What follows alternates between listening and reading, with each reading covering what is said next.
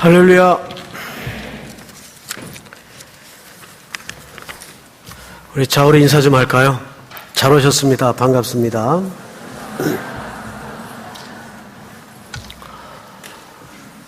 이제 오늘부터 또 12장으로 들어가는데 12장서부터 14장까지는 사실 큰 주제로 성령과 은사에 대한 장입니다.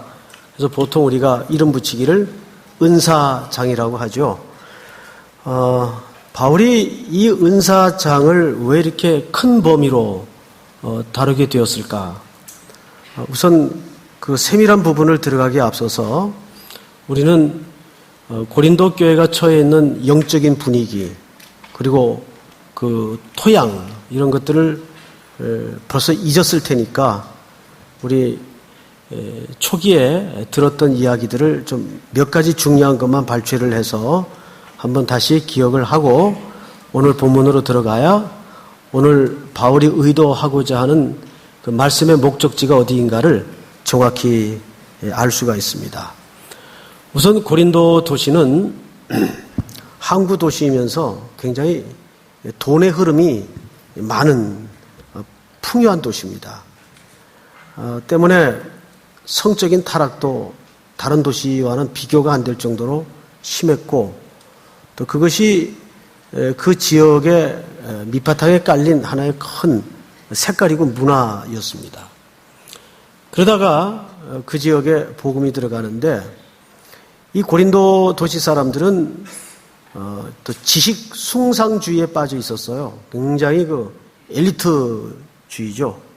우린 그래도 잘 살고 또 말하자면 10%에 속하는 사람들이다 해서 그 헬레니즘의 영향을 받아서 지식을 굉장히 숭상하는 소위 엘리트주의에 빠져 있었습니다. 그 속에 이제 복음이 들어갑니다. 근데 교회도 그런 패턴에 휩싸여서 엘리트주의로 교회가 계속 목양이 되어 왔죠. 그런 가운데 하나님께서 유독 이 교회에 많은 은혜를 주셨어요. 그래서 교인들이 웬만한 교인들이면 한 가지씩 다 은사를 갖게 된 겁니다. 그래서 이 사람들이 좋아하는 용어가 뭐냐 하면 이제 고린도 전서 전반에 걸쳐 등장하는 용어지만은 신령한 것 또는 영적인 것 이런 표현 이런 단어를 굉장한 그 교양의 언어처럼 사용을 했어요. 그래서 어느 성도군 간에 영적인 문제 또는 신령한 것 이 정도 표현 못하면 성도 취급도 못 받는 그런 영적인 엘리트주의에 이들이 깊게 빠져 있습니다. 그걸 바울이 목회 리포트를 통해서 듣고 알죠. 해서 정확하게 교정시키고 과연 신령한 것이 뭐고 영적인 것이 뭐냐를 바로잡아주기 위해서 오늘 첫 언어를 그 표현을 씁니다. 그래서 1절을 한번 볼까요? 형제들아 신령한 것에 대하여 나는 너희가 알지 못하기를 원하지 아니하노니 거기 첫 언어가 뭐로 등장을 하죠? 신령한 것. 자, 이 뉘앙스를 이제 조금 아시겠어요? 이런 뜻이 됩니다. 직역을 하자면 너희가 신령한 문제에 대해서 알고 있다고 생각을 하고 관심을 갖는 거 나 아주 환영한다. 더 풍성히 더 깊게 알도록 했으면 좋겠다. 그런데 좀 바로 알자. 그 얘기를 지금 이렇게 슬쩍 하는 겁니다.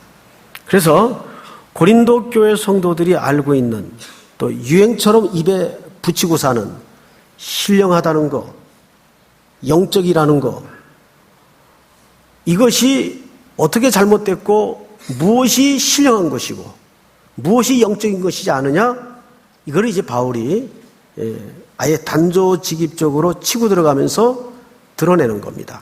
2절을 한번 볼까요? 너희도 알거니와 너희가 이방인으로 있을 때 말 못하는 우상에게로 끄는 그대로 끌려갔느니라. 아주 원칙적인 전제 하나를 다시 한번 드러내고 있죠. 너희가 지식인이라고 자처를 하고 신령한 거 찾는데 원래는 출신이 어디 출신인지 아느냐? 이거 잊어서는 안 된다 하면서 과거에 우상을 섬기던 하나님을 떠나 있던 자리에 있었다는 것을 다시 한번 상기시키는 겁니다. 그러니까 이제 점점 성령의 바른 역사라는 것은 뭐냐? 이쪽으로 성도들의 관심을 잘못된 이해를 고치면서 교정시키려고 끌고 가고 있는 거죠. 고린도 교회 성도들은 나름대로 이런 의식을 갖고 있었다고요. 우리 교회 정도면은 영적이라고 말할 수 있지. 이렇게 은사 받은 사람도 많고, 김 집사도 신령하고, 박 집사도 은사를 받았고 하니까 우리 교회 정도면 대학으로 말하면 서울대학격이야. 이런 아주 이상한 비틀린 의식을 고린도 교회 성도들이 갖고 있었고 그 영적이라는 것, 신령한 것을 그런 식으로 설명을 하고 있다고요. 자, 그러면 여기에 문제 하나가 있어요. 뭐냐면 고린도 교회 성도 안에 많은 사람들이 은사를 받다 보니까 자연적으로 상대적으로 은사를 못 받는 사람들이 있었을까요? 없었을까요? 있었죠. 당연히 은사를 받는 사람이 있다면 은사란 다 주는 것도 다 받는 것도 아닌데 상대적으로 못 받는 사람들이 발생한단 말이에요. 그런 사람들에 대해서 은사를 가진 자들이 이것을 슬슬 신분의 차이 내지는 계급으로 어깨에 얹고 다니기 시작했습니다. 은사 받았어? 아니, 은사도 못 받았어? 막 이렇게 된 거예요. 기도 좀 더 해야 되겠네. 왜 저 사람은 은사를 못 받지? 성경을 안 읽는구만. 철이 안 나오더니. 그런 사람에게 은사 주겠어? 이렇게 된 거예요. 그러니까 은사를 철저히 잘못 이해하고 있는 거예요. 하나님이 그 은사를 주신 목적은 따로 있는데 자기들에게 주어진 은사가 어느새 자기의 신앙적 신분이 되고 심지어는 이게 계급이 됐어요. 그래서 고린도전서 초반에 보면 고린도 교회가 갖고 있는 가장 큰 교회적 아픔, 문제가 뭐였습니까? 분쟁이었어요. 교회 안에 분쟁이 생겼다고요. 이 은사 문제가 교회 분쟁을 촉발시키는 굉장히 중요한 원인이 되었습니다.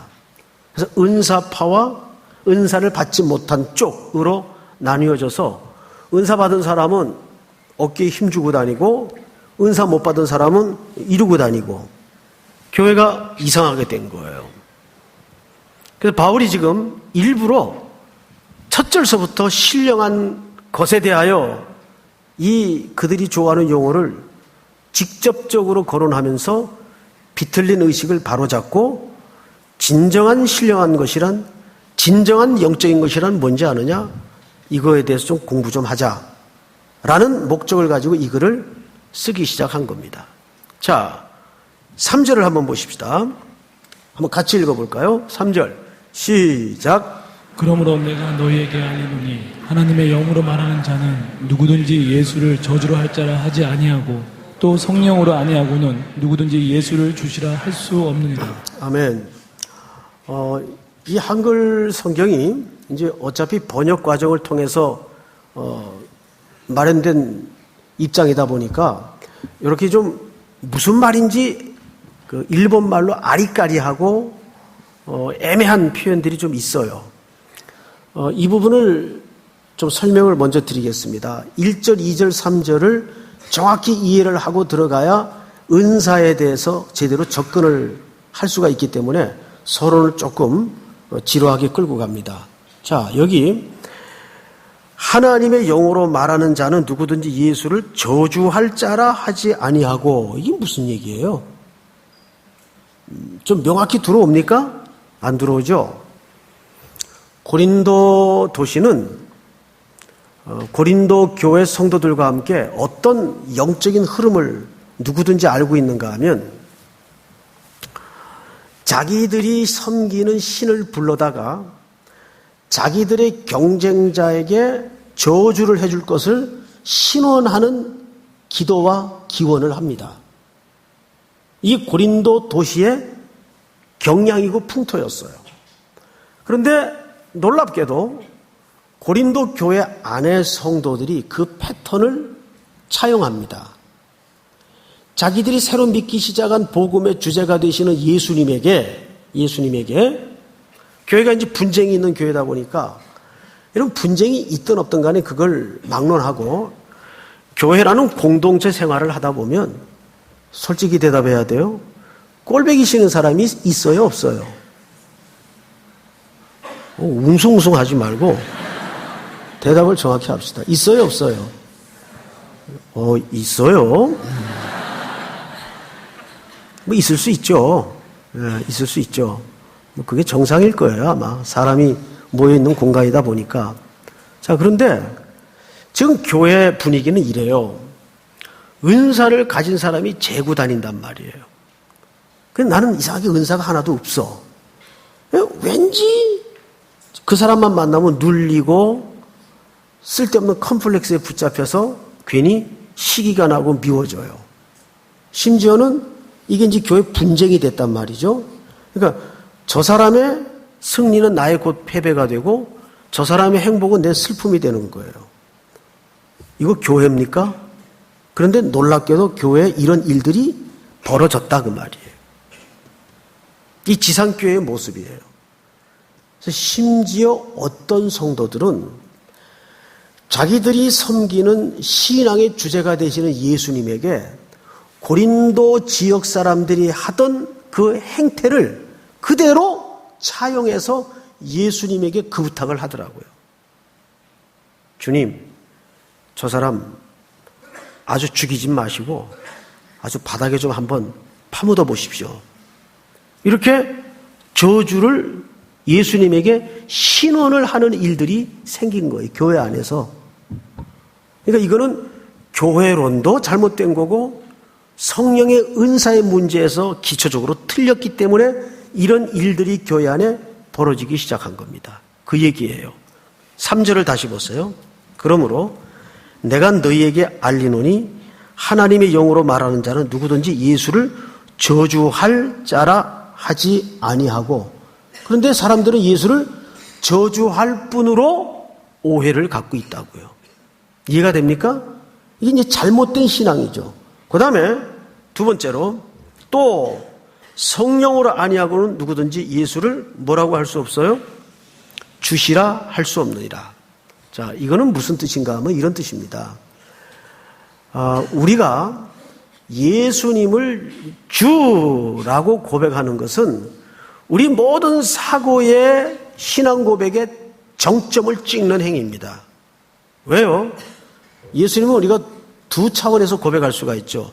주님은 나의 구세주이십니다.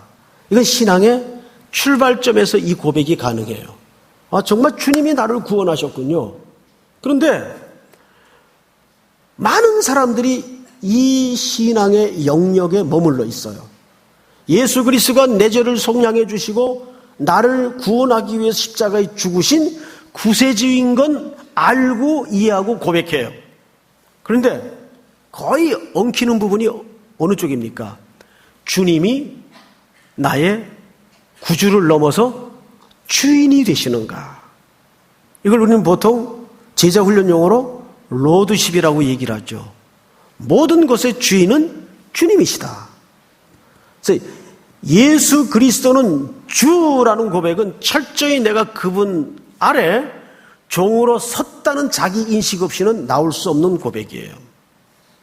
바울이 그 얘기를 하는 겁니다. 고린도 교회 성도들은 지금 예수 그리스도가 구주로 고백은 됐는데 뭐가 안 돼 있어요?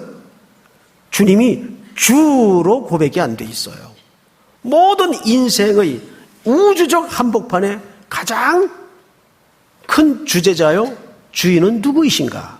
내 인생의 주인은 누구이신가? 이 영역까지 갭이 있더라고요. 근데 이 모든 것이 누구의 역사요? 누구의 역할이라는 얘기를 합니까? 성령님의 역사요? 성령님의 역할이라는 얘기를 합니다. 자, 이제 4절부터 많은 종류의 은사가 등장을 할 겁니다. 그런데 그 여러 종류의 은사에 대해서 설명을 듣고 이렇게 결론을 내리면 헛듣는 거예요. 나는 그 중에 어떤 은사를 좀 기도할까? 이렇게 들으면 그건 결론적으로 오늘 설교를 잘못 들은 겁니다.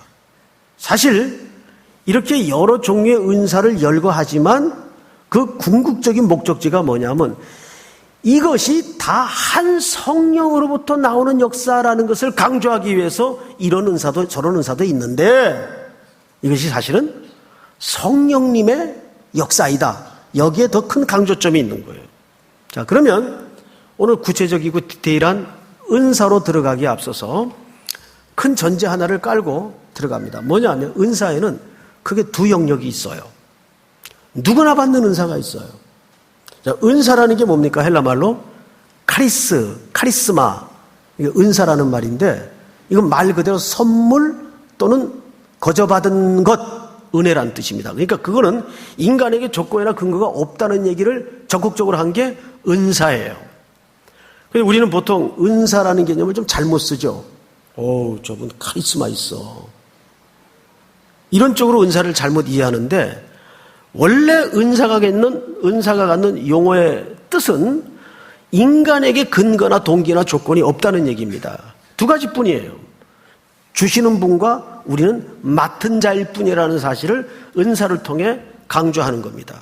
근데 은사에는 어떤 두 가지 영역이 있느냐? 누구나 받는 영역이 있어요. 뭘까요? 구원입니다. 구원은 뭐예요? 큰 의미에서 은사입니다. 왜 은사입니까? 거저받은 거니까. 선물이니까. 내 의지와 동기와 근거와 조건과 상관없이 하나님이 나에게 주신 거니까 구원도 큰 의미에서 은사예요. 그래서 이걸 아셔야 됩니다. 우리 살아가는 이 세계도 보면 세상도 보면 진짜 중요한 건 누구나 다 주죠. 공기. 어떤 사람에게는 주고 어떤 사람에게 안 준다면 세상이 어떻게 되겠습니까? 진짜 철저하게 본질적이고 절대적인 선물은 하나님이 누구에게나 다 줍니다. 그런데 있어도 되고 없어도 되는 문제는 누구에게는 주고 누구에게는 안 줄 수 있어요. 오늘 후자의 항목을 성경이 열거하고 싶은 겁니다. 자, 이제 본론으로 들어가십시다. 4절. 은사는 여러 가지나 성령은 같고 직분은 여러 가지나 주는 같으며 또 사역은 여러 가지나 모든 것을 모든 사람에게서 이루시는 하나님은 같으니. 앞을 좀 보실까요? 자, 여기서 설명하고자 하는 게 뭐예요? 여러 가지나 같고, 여러 가지나 같고, 여러 가지나 같고, 딱 세 번이 등장을 해요. 그런데 삼위 하나님의 위치가 다 등장을 하죠. 그러니까 은사는 삼위 하나님이 주시는 역사예요. 성령님 홀로의 역사도 아니고 성자 예수님의 홀로의 역사도 아니고 성부 아버지의 홀로의 역사도 아닙니다. 은사라는 것은 성령 하나님과 성부 아버지와 성자 예수님이 함께 주시는 선물입니다. 믿습니까? 이 창조의 세계도 성부, 성자, 성령 하나님이 함께 창조하신 세계예요. 마찬가지로 은사도 삼위 하나님이 함께 주시는 역사인데 여기에서 일정한 패턴이 하나 있죠. 여러 가지나 같고 여러 가지나 같고. 이 말은 뭘 강조하고 싶은 건가 하면 제목을 붙이자면 이렇게 붙일 수가 있어요. 성령의 은사의 다양성과 통일성을 얘기합니다. 통일성은 뭡니까? 삼위 하나님으로부터 나오는 것은 통일돼요. 어떤 은사든지 삼위 하나님으로부터 주어집니다. 믿습니까? 어떤 은사든지 삼위 하나님만이 주실 수 있어요. 그런데 다양성은 뭡니까? 은사는 성경에 나타난 은사만 은사가 있는 게 아니에요. 로마서에도 보면 여러 은사가 또 다양하게 나타나죠. 그런데 오늘 여기에 열거된 은사와는 또 다른 양태의 은사가 로마서 12장에 쭉 소개되고 설명되어 있습니다. 뭘까요? 성경에 기록된 것만이 은사의 항목의 구체적인 전부가 아니란 뜻입니다. 은사는 하나님만큼이나 넓어요. 하나님만큼이나 다양해요. 그래서 조심스러운 것은 저도 지금 은사에 대해 설명을 하지만 이거를 여러분들이 이렇게 이해하시면 안 됩니다. 이거를 절대적으로 이거를 한쪽에 원리화시키면 실수가 벌어져요. 아, 이런 은사도 있구나. 또 로마서에는 여러 더 다양한 은사가 나타나는데 이거보다는 조금 더 내면적인 은사를 로마서에서는 소개합니다. 돕는 은사, 구제하는 은사, 봉사하는 은사, 이걸 전부 은사의 영역에서 소개를 합니다. 그런데 오늘 열거된 은사는 보편적이고 외부적으로 두드러진 은사의 항목들이 소개되고 있어요. 자, 이제 들어갑니다. 5절을 보세요. 7절을 보세요. 각 사람에게 성령을 나타내심은 유익하게 하려 하심이라. 자, 이것은 여러분들이 매우 중요하니까 마크를 좀 하십시오. 하나님께서 성령의 역사를 통해 교회 성도들에게 각각 다양한 형태로의 은사를 주시는 것은 궁극적인 목적이 교회를 유익해 하기 위해서 은사를 주시는 거예요. 그런데 불행히도 지금까지 한국교회 은사를 받은 분들의 그 왜곡된 행태 중에 하나가 뭐냐면 은사를 첫째 계급화시키거나 둘째 자기를 치부하는데 은사를 사용하다가 하나님이 그 은사를 걷어가 버리죠. 은사는 하나님이 주시기도 하지만 주신 분 마음대로 제대로 활용이 안 되고 사용이 안 되면 하나님이 분명 걷어가는 경우도 있을 수 있을까요? 없을까요? 많습니다. 있을 수 있습니다. 마당 쓰려고 빗자루 줬는데 안 쓸고 그걸로 칼싸움하고 장난치면 뺏어가요. 간단한 이치예요. 마찬가지입니다. 하나님이 교회를 유익히 하라고 은사를 줬는데 그걸 가지고 자기가 재고 다니고 밥벌이하고 다니고 계급화시키고 교만을 떨면 하나님이 그 은사 두지 않습니다. 걷어갑니다. 이거는 물질의 은사도 그렇고 똑같습니다. 어떤 은사든지 이 원리는 똑같고 일정한 패턴을 갖고 있습니다. 자, 그렇다면 이제 우리는 이 은사 문제에 대해 조금 더 몇 가지 신뢰를 말씀드리고 내용을 마치도록 하겠습니다. 예를 들어서 이 홀 안에 1000명이 앉아 있어요. 그런데 불이 나가가지고 깜깜해요. 그럼 1000명이 편안한 시선으로 시야로 글을 읽고 예배를 드리려면 이 1000명 앉을 공간에 한 전등을 몇 개쯤 켜면 될까요? 1000개? 한 사람 앞에 하나씩 다 켜야 될까요? 그럴 필요는 없잖아요. 그저 한 10명에 한 개 정도 켜면 되겠죠. 그러면 전등이 한 몇 개 달면 모든 1000명이 골고루 시야를 확보해서 글을 읽고 예배를 드릴 수 있을까요? 한 100개쯤 켜면 될 것 같아요.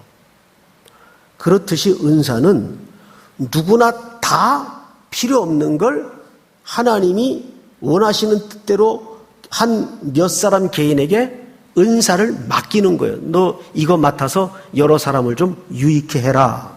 마찬가지입니다. 수학여행 가는데 회계가 50명이 간다면 50명이 다 회계해야 됩니까? 그건 아니죠. 회계는 많아야 한 2사람만 하면 돼요. 나머지 48명은 편안하게 돈 걱정 없이 출납 걱정 없이 수영도 하고 등산도 하고 놀면 되는 거예요. 근데 정작 돈주머니 맡은 사람은 이거 잊어버릴까 전전긍긍하면서 제대로 놀 수가 없죠.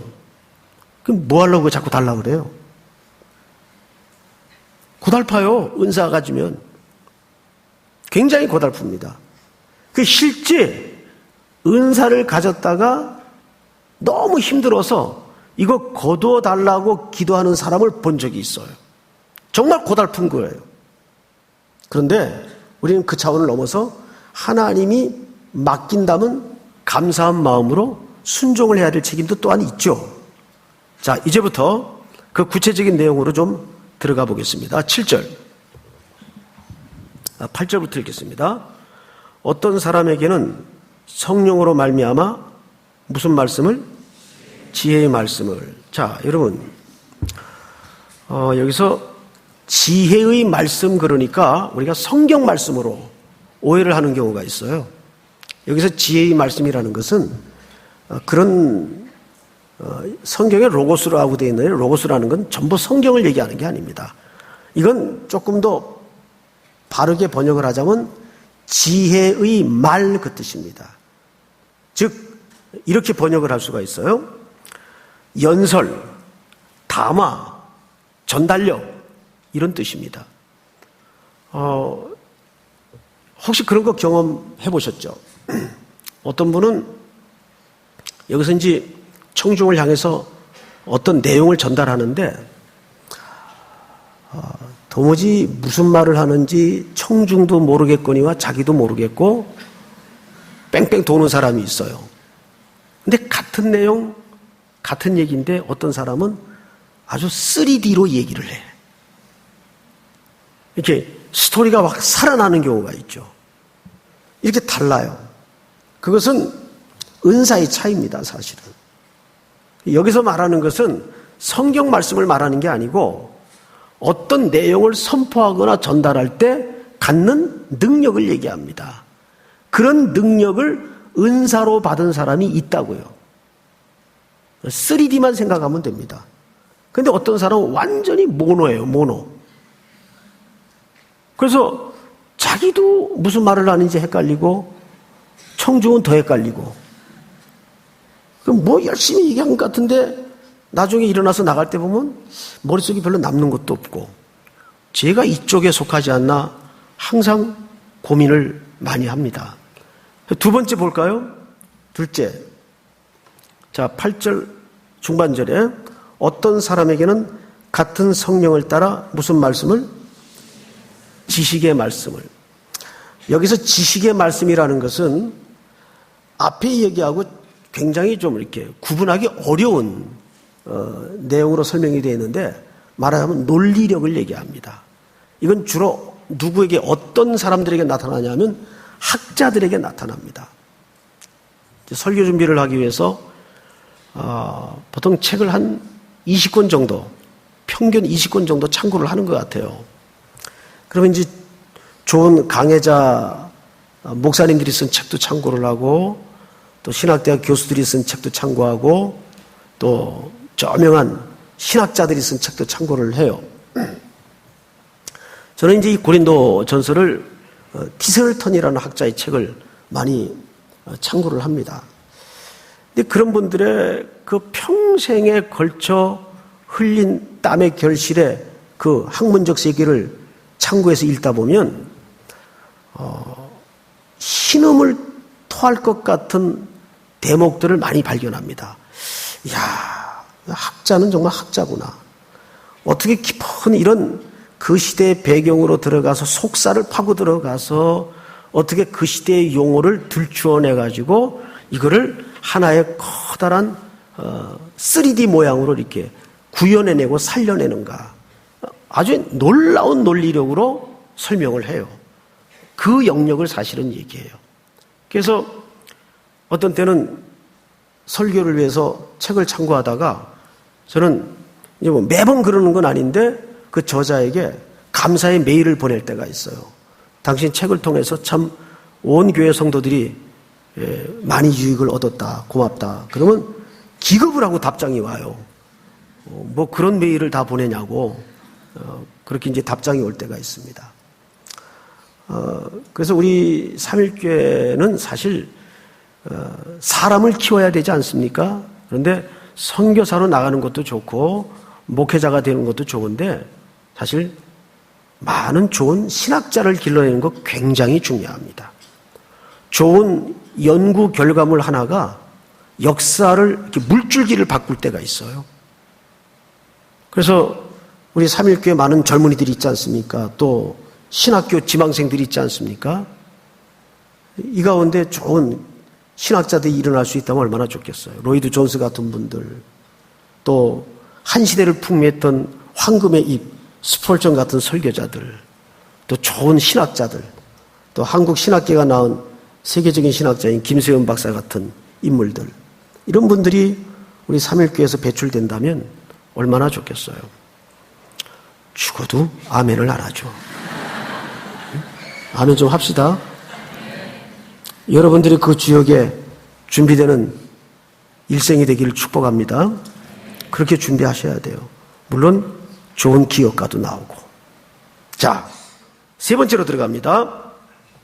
9절 한번 같이 읽을까요? 시작. 에게는 같은 성령으로 믿음을, 어떤 사람에게는 한 성령으로 병 고치는 은사를. 아멘. 자, 9절에서는 두 가지를 얘기했죠. 첫째는 믿음의 은사라고 그랬어요. 믿음의 은사. 자, 여러분 한번 물어봅시다. 믿음이 은사예요? 여기 분명 은사라고 돼 있네요. 그럼 여기 믿음은 뭘 말할까요? 우리가 예수 믿고 구원 얻는다는 그 믿음일까요? 분명 그 믿음은 아니에요. 여기서 말하는 믿음은 뭘까요? 이런 뜻입니다. 들어두십시오. 열광적으로 하나님의 주권적 사랑과 자비를 격려하는 은사를 말하는 거예요.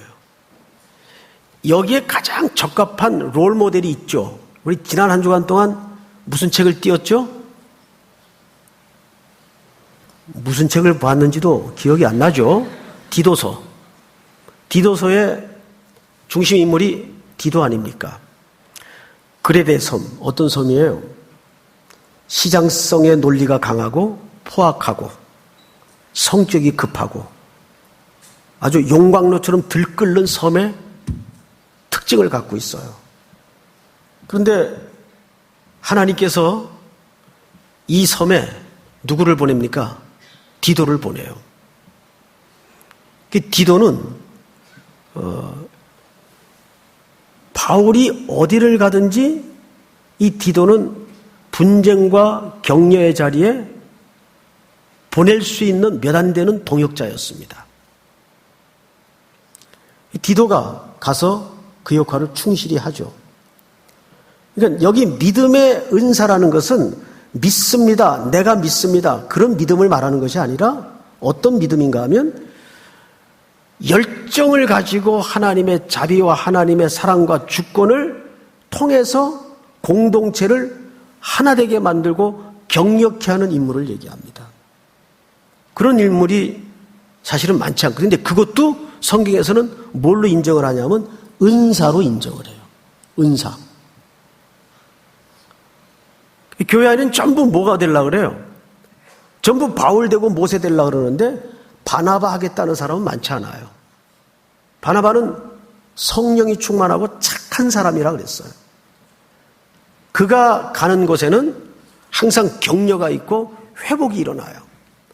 모든 사람들이 사울의 회심을 의심했을 때 결정적 역할을 했던 사람이 누굽니까? 바나바입니다. 바나바가 아니다, 조금 더 기다려보자. 사람이라는 건 단편의 그림을 가지고 평가할 수 없지 않냐.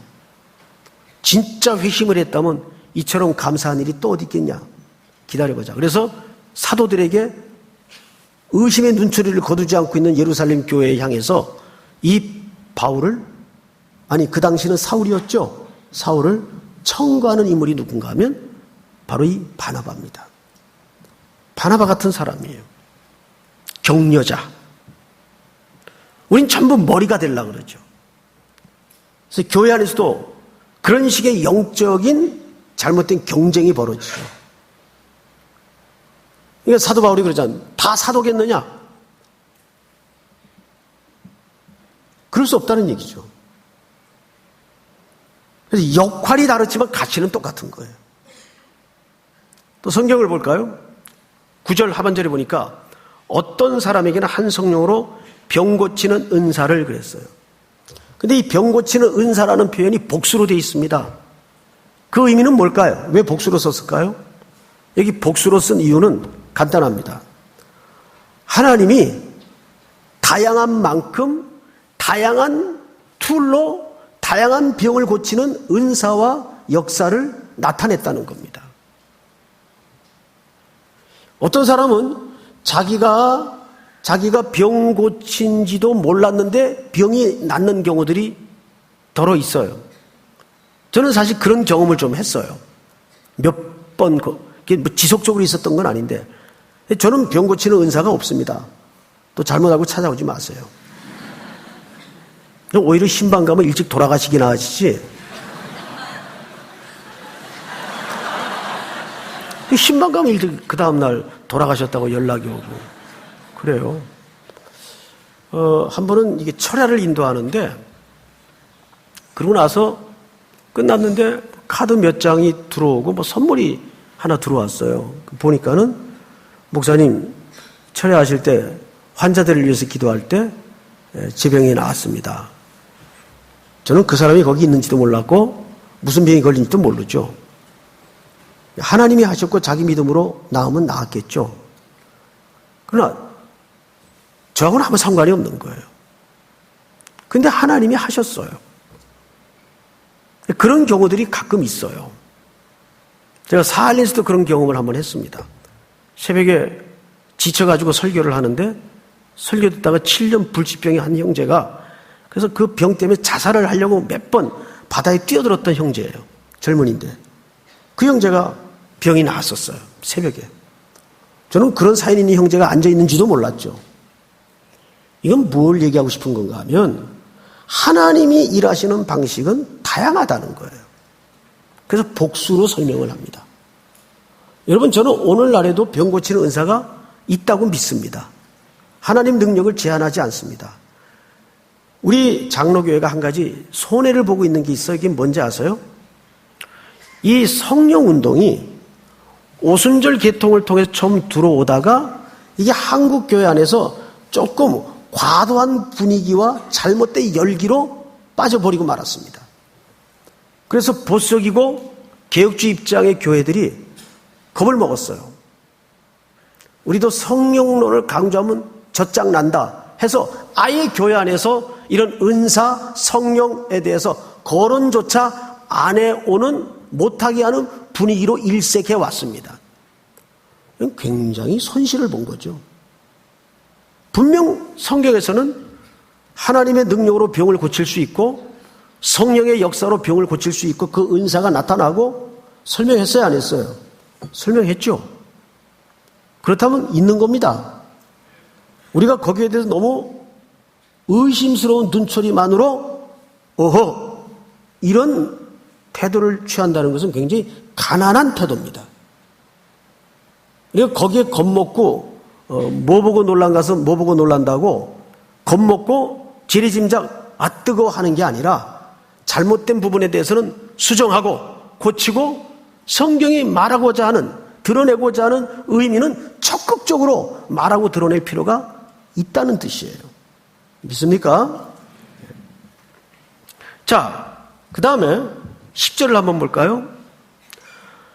어떤 사람에게는 능력 행함을, 어떤 사람에게는 예언함을, 어떤 사람에게는 영들 분별함을, 다른 사람에게는 각종 방언 말함을, 어떤 사람에게는 방언들 통역함을 주시나니.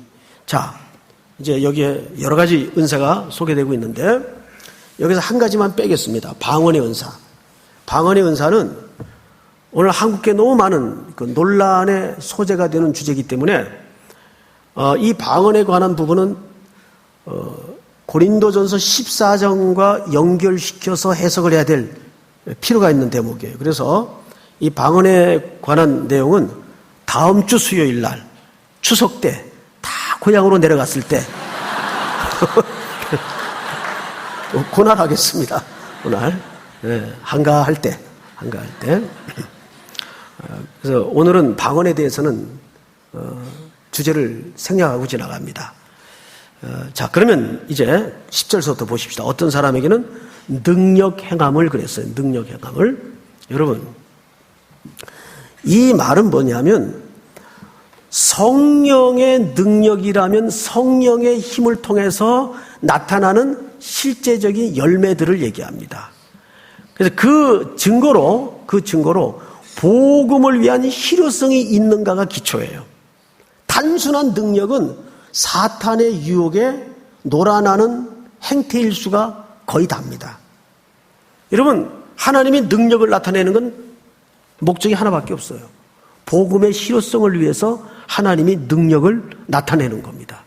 그런데 이 능력을 가지고 우리 지난주 시몬 마술사 능력이 있었어요? 없었어요? 능력이 있었죠. 근데 결국은 귀신의 장난이었습니다. 어둠의 권세 잡은 자들의 장난이었어요. 그런 어둠의 영계에 빠진 사람들에게도 능력이 나타나요. 분명히 능력이 나타납니다. 그러나 여기에는 이것이 성령의 능력을 말하는데 그 성령의 능력이 복음의 실효성을 위해서 나타난 능력인가를 얘기해야 돼요. 이 교회 안에는 다양한 은사, 다양한 능력이 나타날 수 있고 또 필요할 때가 있습니다. 어떤 사람은 이 따지는데 은사가 있는 사람이 있어요. 저는 그런 분을 겪은 적이 있어요. 천하무적이에요. 그 사람이 팔 걷고 따지고 들면 아무도 감당을 못해요. 그런데 한번 교회 지적도를 띄웠는데 어떤 문제가 발견이 되었는가 하면 그 옛날 그 판자촌 많은 동네는 그런 경우들이 비일비재했어요. 옆집이 교회 마당으로 담을 치고 한 몇 미터 들어와서 담을 치고 30몇 년을 지낸 거예요. 그런데 이거를 그 집도 모르고 지냈고 교회도 모르고 지냈어요. 그런데 땅 모양을 보니까 이 땅을 찾으면 교회가 빤듯하게 건축이 되겠는 거예요. 그러면 법이 말하고 있고 지적도가 설명하고 있다면 법대로 찾으면 될 거 아니냐. 근데 인생사가 그렇게 간단하면 얼마나 좋겠어요? 이게 벌써 첫째는 너무 오래된 문제고, 둘째는 이 집 주인이 이거예요, 이거. 아무도 못 건드리는 거예요. 고민이 되죠. 이걸 어떡하나 하다가 섬광처럼 들어오는 인물 하나가 있었는데 그분이 생각이 난 거예요. 그분이다. 그래서 이제 오시라 그래가지고 지적도를 대고 이게 선은 이렇고 후는 이런데 그때부터 눈에 형광빛이 나기 시작해요. 목사님, 이거는 제가 해야 될 문제입니다. 에라 모르겠다고 줘버렸어요.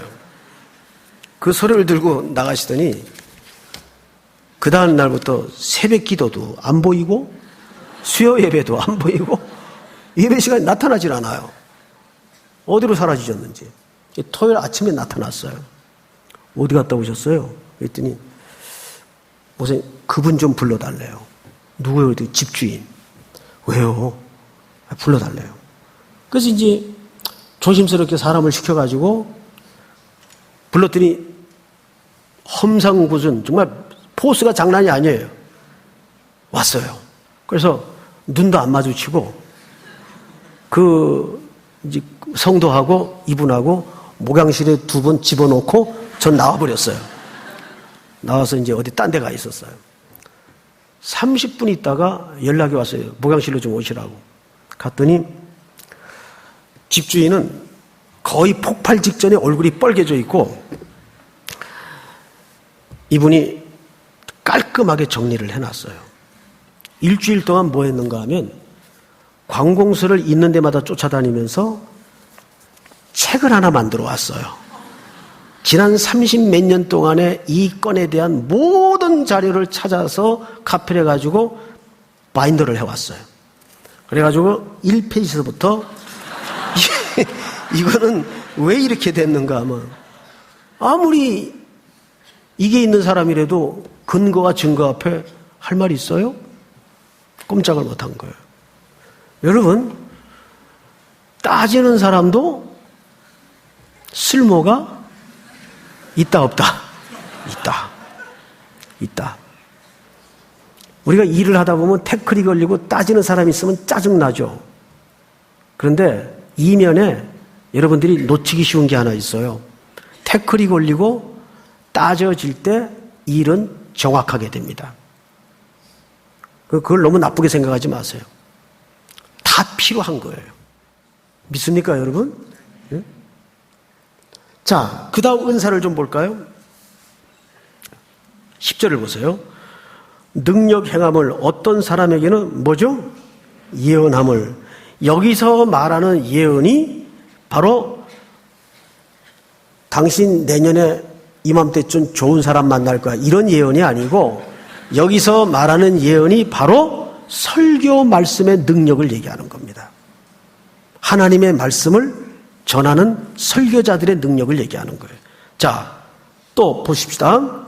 어떤 사람에게는 무슨 분별이죠? 영들 분별함을. 자, 앞을 잠깐 볼까요? 고린도 교회 지금 영적인 분위기는 좀 혼란스러워요. 저마다 은사가 있고 능력이 나타나는데 사람들이 지금 헷갈려 있어요. 저 사람이 능력이 분명히 있는데 저게 정말 귀신으로부터, 어둠의 권세 잡은 자로부터 오는 능력인지 성령으로부터 오는 참된 능력인지 이걸 분간하기가 쉽지 않은 거예요. 이 분별을 할 수 있는 사람은 두 가지를 정확한 근거를 가지고 있어야 됩니다. 첫째, 하나님 말씀에 바른 이해를 가진 사람이에요. 저 사람의 능력이 성경이 지지하는 태도인가? 두 번째는 경건한 모습으로 하나님께 매일 밀착되어 있는 삶이 있는가? 이 두 가지가 검증된 사람 가운데 영들 분별할 줄 아는 능력이 있어요. 방언들도 동영상에 많이 떠요. 여러 가지 방언이 있죠. 또 다른 나라 방언도 있어요. 갑자기 영어가 튀어나온다든가, 또 어느 러시아 선교사님은 갑자기 러시아에 간 지 얼마 안 되는데 갑자기 러시아 사람들 한복판에서 메시지를 전해야 될 그런 긴급한 순간이 왔는데 자기도 모르게 러시아 말 배운 적도 없는데 러시아 말이 막 터져 나온 겁니다. 그런 다른 아더 랭귀지라고 그러죠. 다른 나라 언어의 방언의 은사가 있을 수 있어요. 또 대부분 모든 방언의 은사는 개인적인 것입니다. 하나님과 자기와의 문제. 그래서 가끔가다 미련한 짓 하는 사람, 이 기도 인도하면서 막 자기가 방언으로 기도하는 사람이 있죠. 그건 아닙니다. 그건 옳은 태도가 아니에요. 그 방언이 가짜냐 진짜냐를 떠나서 그 사람에게 주시는 방언 은사의 원래 목적이 아니에요. 방언은 철저히 개인적인 용도입니다. 하나님과 깊은 교제를 위해서 신비한 언어를 주실 때가 있죠. 또 조금 더 나누어서 설명을 하자면 혀끝의 언어가 있어 설어라 그러죠. 자기가 무슨 말을 하는지조차도 모르는 방언이 또 있어요. 자기가 이해하는 방언이 있고. 그러나 공통점은 이것이 유익이 되려면 중간에 반드시 통역자를 세워야 돼요. 그 방언을 통역할 수 있는 사람. 자, 이 문제는 추석 때 우리 할 겁니다. 자, 우선 오늘 본문을 정리 좀 하십시다. 영들 분별함을, 다른 사람에게는 각종 방언 말함을, 어떤 사람에게는 방언들 통역함을 주시나니. 11절 다 같이 시작. 이 모든 일은 같은 한 성령이 행하사 그의 뜻대로 각 사람에게 나누어 주시는 것이니라. 아멘. 이 모든 일은 같은 한 성령이 행하사. 여러분 느낌이 어떻습니까? 쭉 열거한 다음에 제가 양쪽으로 한번 얘기를 해볼 테니까 어느 쪽의 느낌이 더 강한가를 한번 여러분 객관적으로 판단을 하고 마음속으로 대답을 한번 하십시오. 오늘 12장 1절서부터 11절까지 쭉 살펴본 바대로는, 자, 여러분 이런 능력과 은사가 있으니까 그 중에 하나를 선택해서 사모하십시오. 골라 잡으십시오. 이런 다양한 은사가 있는데 이 모든 것이 다 한 성령으로부터 오는 것입니다. 어느 쪽의 뉘앙스가 더 맞을까요? 전자일까요? 후자일까요? 후자죠. 그래서 11절이 이렇게 끝나는 겁니다. 이 모든 일은 같은 한 성령이 행하사 그의 뜻대로 각 사람에게 나누어 주시는 것이니라. C.S. 루이스라는 사람이 이런 얘기를 하더군요. 이 세상은 하나님의 작업실이다. 그 작업실이라는 표현이 굉장히 마음에 와닿았어요. 왜냐하면 미술관이다, 박물관이다 이렇게 표현을 안 하고 이 세상은 하나님의 작업실이다. 작업실이라는 것은 어떤 작품의 목적을 가지고 계속 지금 진행 중이라는 의미를 내포하고 있는 표현입니다. 하나님은 지금 우리를 구속하셔서 하나님의 목적대로 만들기 위해 지금 우리를 빚어가고 계세요. 그래서 다른 성경에서는 구약 성경에서 하나님을 뭐라고 표현을 하죠? 토기장이. 토기장이가 자기 집에 그릇을 만드는데 그 주인의 뜻대로 만들 권위 없겠느냐? 어떤 사람은 종지 그릇으로, 어떤 사람은 사발로, 어떤 사람은 밥그릇으로, 어떤 사람은 가마솥으로, 그 모든 권한은 누구에게 일차적인 주권이 있는 거예요? 하나님. 그래서 오늘 11절이 이렇게 끝이 나죠. 이 모든 일은 같은 한 성령이 행하사 그의 뜻대로 각 사람에게 어떻게 하는 것이다? 나누어지는 것이다. 그 말은 뒤집어 얘기하면 우리는 그것을 뭐 할 뿐이라는 얘기입니까? 맡은 자일 뿐이라는 얘기예요. 그러니까 이것은 내 계급이 될 수 있어요, 없어요? 그리고 맡았다는 것은 이것은 뭘 전제로 하냐면 누군가를 위해서 이타적으로 섬기고 봉사하는데 유익을 위해서 이 은사를 주었다 그 말이에요. 자, 넘겨서 어디를 가냐 하면 자, 30절을 보십시다. 다 병 고치는 은사를 가진 자이겠느냐? 다 방언을 말하는 자이겠느냐? 다 통역하는 자이겠느냐? 31절 시작. 너희는 더 큰 은사를 사모하라. 내가 또한 가장 좋은 길을 너희에게 보이리라. 놀랍게도 지금까지 병 고치는 것도 대단하고 통역하는 것도 대단한데 더 큰 은사가 있답니까? 없답니까? 더 큰 은사가 있대요. 그걸 사모하래요. 자, 그러면 더 큰 은사는 뭡니까? 그거 궁금하지 않으세요? 31절에 분명히 이렇게 얘기했죠. 너희는 더욱 큰 은사를 사모하라. 내가 또한 가장 좋은 길을 너희에게 보이리라. 이게 12장이 이렇게 끝이 납니다. 자, 보이리라. 그럼 보이시겠죠? 그러면 12장 다음에는 뭐가 나옵니까? 13장이 나옵니다. 그렇죠? 그럼 고린도전서 13장은 전체 주제가 뭘 얘기합니까?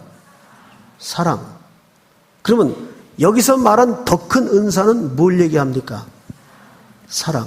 이건 누구나 사모해야 될, 구해야 될 은사로서 좋은 길을 보이겠다고 얘기합니다. 믿습니까?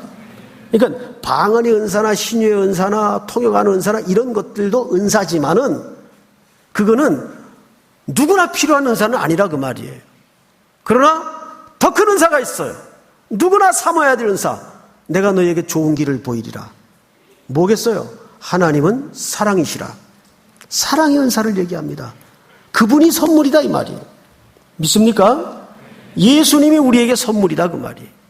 그래서 예수님이 자신을 가리켜 내가 길이다. 내가 진리다. 내가 생명이다. 그래서 12장 31절이 그렇게 끝이 나는 겁니다. 가장 좋은 길을 너희에게 보이리라. 그러니까 우리는 예수님에게로부터 나오는 성령님에게로부터 나오는 지엽적인 은사도 우리에게 필요는 하겠으나 그거보다 공기와 같이 절대적이고 누구나 사모해야 될 은사가 있는데 그것은 바로 예수 그리스도 사랑의 은사라 그 말이에요. 믿습니까? 이것이 우리 삼일교회가 은사라는 주제 앞에 맞닥뜨려야 될 가장 중요한 결론이라고 믿습니다. 이 사랑이 없다면 나머지 지엽적인 그런 여러 가지 은사도 별 무의미할 수밖에 없습니다. 우리는 공동체로서 부름받았다는 사실을 기억하여 주님 오시는 그날까지 여러분들이 더 큰 은사를 사모하는 큰 복이 있기를 주님의 이름으로 축복합니다. 우리 다 일어나십시다. 성령이 오셨네. 허무한 시절 지날 때 찬양합시다.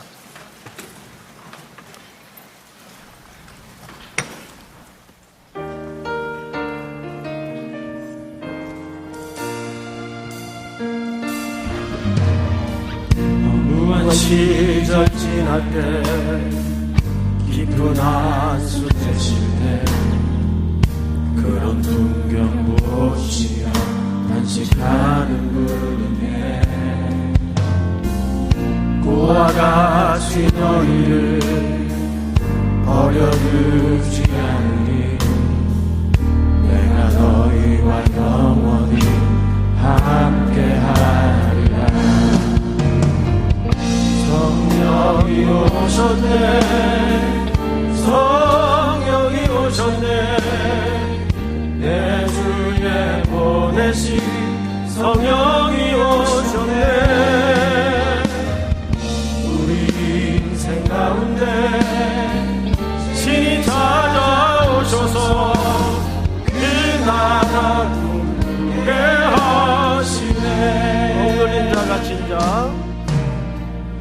억눌린 자 갇힌 자, 자유함이 없는 자, 피난처가 되시는 성령님 계시네.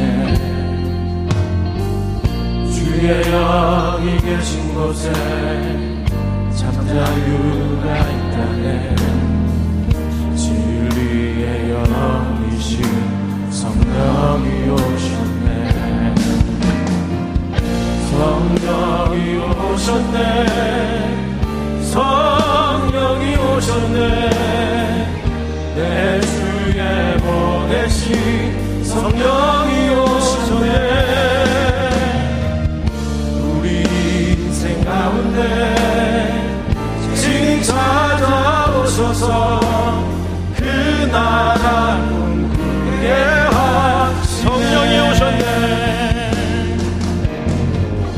성령이 오셨네, 성령이 오셨네, 내 주에 보내신 성령이 오셨네. 우리 인생 가운데 신이 찾아오셔서 그 나라 꿈꾸게 하시네. 우리 한번 다 같이 기도합시다. 눈을 감고. 우리가 계획하는 나라가 아니라 주님이 꿈꾸는 나라에 우리가 동원되게 하시고, 주께서 허락하시는 수많은 성령의 은사들을 통해서 쓰임받는 준비가 이루어지도록 우리 청년들을, 우리 성도들을 사용해 주시옵소서. 그 성령의 손길에 붙들리는 교회가 될 수 있도록 도우시고, 이 민족의 활로를 여는 교회가 될 수 있도록 함께하여 주시옵소서. 우리 예람제와 캠전을 통해서 모든 민족이 그리스도 앞으로, 모든 젊은이들이, 모든 어린 영혼들이 주님 앞으로 돌아오는 귀로의 행렬을 보게 하여 주시옵소서. 우리 주여 부른 다음에 소리내어 통성으로 기도합니다. 주여! 사랑하시는 하나님 아버지, 은혜를 진심으로 감사합니다.